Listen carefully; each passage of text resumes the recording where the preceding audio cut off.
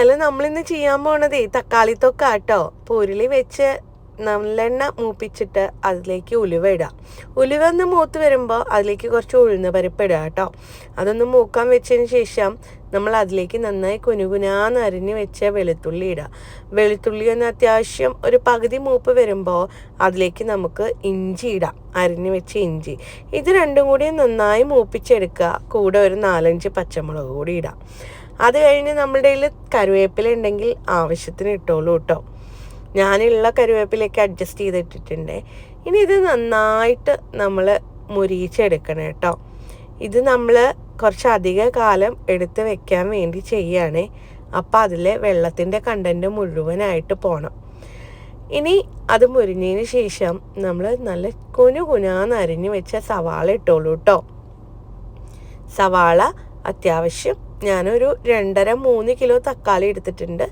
അതിലേക്കൊരു 3.5 സവാളയാണ് കേട്ടോ എടുത്തിട്ടുള്ളത്. അപ്പോൾ അത് നന്നായി മൂത്ത് വരുമ്പോൾ കണ്ടോ ഇതുപോലെ കളറ് മാറും. ഇപ്പോൾ ഈ ഒരു ലെവലിലേക്ക് കൊണ്ടുവരാത്ത ഫുള്ള് വെള്ളവും വറ്റുന്ന വരെ. അപ്പോൾ അടുത്തതായിട്ട് ഞാൻ ആഡ് ചെയ്തിരിക്കുന്നത് കുറച്ച് കായപ്പൊടിയാണ് കേട്ടോ. അപ്പോൾ കായപ്പൊടി കൂടി ഇട്ടിട്ട് നന്നായി വീണ്ടും ഒന്ന് മൂപ്പിച്ചെടുത്തോളൂ. ഇത് നമുക്ക് കുറച്ച് 2-3 ആഴ്ചത്തേക്ക് നമുക്ക് പ്രിസേർവ് ചെയ്ത് വെക്കാൻ പറ്റുന്ന ഒരു ഫുഡാണ്.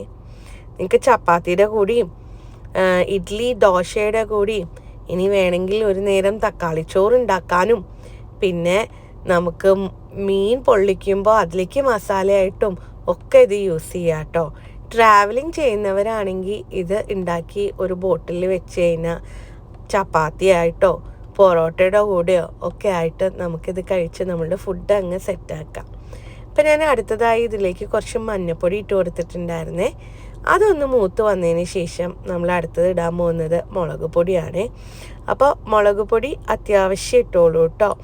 മുളക് പൊടി എരിവിനനുസരിച്ച് ഇട്ടാൽ മതിയേ. നിങ്ങളുടെ എരിവ് എങ്ങനെയാണോ പാകം അതിനനുസരിച്ച് ഇട്ടോളൂ. അതൊന്ന് നന്നായിട്ട് മൂപ്പിച്ചെടുക്കുക കേട്ടോ. ഇത് നന്നായിട്ട് മൂക്കുന്നവരെ ഇളക്കി കൊടുക്കണം. പക്ഷേ മുളക് പൊടി ഇടുമ്പോൾ ശ്രദ്ധിക്കണം, ഇത് സിമ്മാക്കി വെക്കണം കേട്ടോ സ്റ്റവ്, കാരണം കരിഞ്ഞു പോവാതെ നോക്കണേ.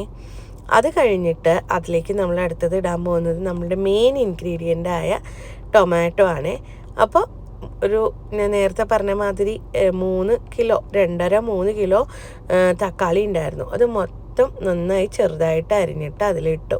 ഇനി ഇത് ഈ മസാലയുടെ കൂടെ നന്നായി മിക്സ് ചെയ്തെടുത്തോളൂ കേട്ടോ. എന്നിട്ട് അതിലെ വെള്ളം വറ്റുന്ന വരെ അങ്ങനെ വെക്കുക. അപ്പോൾ നമ്മളിത് മിക്സ് ചെയ്തതിന് ശേഷം അതിലേക്ക് ആവശ്യത്തിന് ഉപ്പ് കൂടി ഇട്ട് കൊടുക്കുക. എന്നിട്ട് തക്കാളി നന്നായി വഴണ്ടി വരുന്ന വരെ വെയിറ്റ് ചെയ്യുക. അപ്പം അതിലത്തെ വെള്ളം മുഴുവനും പോകണം, നല്ല രീതിയിൽ വെള്ളം പോകണം. ഇപ്പം നിറഞ്ഞ് നിൽക്കണമൊന്നും കാര്യമാക്കണ്ട.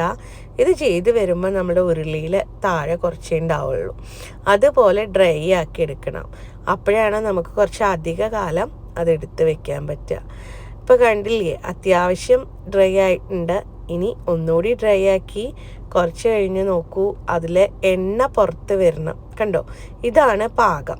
നമുക്ക് വളരെ കുറച്ചായി അല്ലേ അത് ഡ്രൈ ആയിട്ട്. ഇത്രയും കിട്ടിയിട്ടുള്ളൂ നമ്മൾ അത്രയും ചെയ്തിട്ട്. അപ്പോൾ ഇതിനി നിങ്ങൾക്ക് സ്റ്റോർ ചെയ്ത് വെച്ച് ആവശ്യത്തിന് ഉപയോഗിക്കാം കേട്ടോ. മസ്റ്റ് ട്രൈ ആണേ.